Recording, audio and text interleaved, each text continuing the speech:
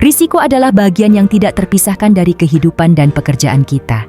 Banyak orang merasa takut mengambil risiko karena khawatir gagal, cemas terhadap ketidakpastian, atau ragu untuk mencoba.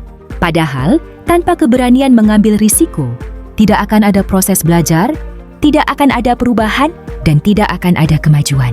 Maka orang yang sukses adalah mereka yang terus berani melangkah, meskipun tidak selalu mengetahui bagaimana hasil akhirnya. Risiko bukanlah musuh. Risiko adalah bagian dari proses bertumbuh dan alat pembelajaran yang berharga. Risiko mengajarkan kita untuk lebih waspada, lebih siap, dan lebih bijak dalam mengambil keputusan. Dalam konteks organisasi, risiko didefinisikan sebagai ketidakpastian yang dapat mempengaruhi pencapaian sasaran. Oleh karena itu, mengenali dan mengelola risiko menjadi hal yang sangat penting agar tujuan perusahaan dapat tercapai secara optimal. Manajemen risiko dimulai dari penetapan konteks dan sasaran yang jelas, baik pada level korporasi, regional, maupun individu. Setiap sasaran memiliki risiko, dan setiap risiko harus dikenali dengan memahami kondisi internal seperti infrastruktur, proses bisnis, sumber daya manusia, dan teknologi, serta kondisi eksternal seperti politik, ekonomi, sosial, teknologi, lingkungan, dan regulasi. Setelah risiko diidentifikasi, langkah berikutnya adalah analisis risiko. Risiko diukur berdasarkan kemungkinan terjadinya dan besarnya dampak yang ditimbulkan.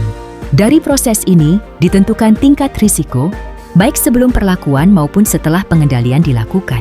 Selanjutnya, risiko dievaluasi untuk menentukan prioritas penanganan, apakah risiko tersebut dapat diterima, perlu dipantau, atau membutuhkan perhatian khusus.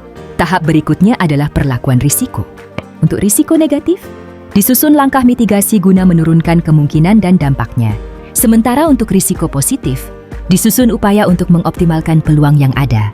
Perlakuan risiko dapat dilakukan dengan menerima, membagi, mengurangi, atau menghindari risiko sesuai dengan karakteristik dan tingkat risikonya.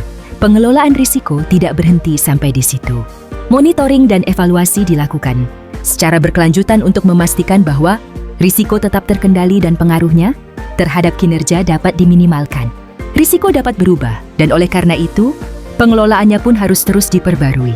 Pada akhirnya, setiap individu dalam organisasi adalah pemilik sasaran sekaligus pemilik risiko. Risiko bukan untuk dihindari, tetapi untuk dipahami dan dikelola. Dengan bersahabat bersama risiko, kita melangkah lebih siap, lebih sadar, dan lebih bertanggung jawab dalam setiap keputusan yang kita ambil. Karena organisasi yang kuat bukanlah organisasi tanpa risiko, melainkan organisasi yang mampu mengelola risiko dengan bijak demi keberlanjutan dan pencapaian tujuan bersama.